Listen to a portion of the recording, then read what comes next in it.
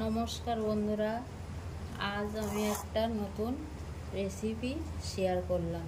তালের নাড়ু। প্রথমে একটা নারকেল, চিনি নিয়েছি 200 গ্রাম, আছে 1 বাটি তাল, 50 গ্রাম গুঁড়ো দুধ, এলাচ গুঁড়ো, ওগুলো পরে অ্যাড করব। চিনিটা দিয়ে ভালো করে মাখিয়ে নিতে হবে। হালকা একটু জল অ্যাড করলাম। এবার মিডিয়াম আঁচে বসিয়ে দেব। এলাচ গুঁড়োটা অ্যাড করলাম।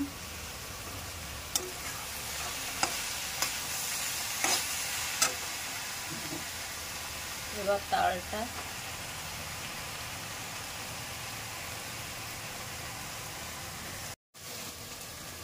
এবার হওয়ার একটু আগে গুঁড়ো দুধ অ্যাড করলাম।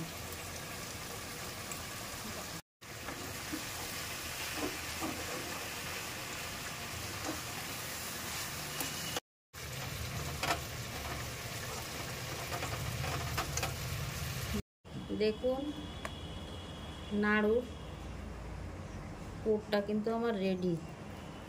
এবার পাক দিয়ে নিতে হবে।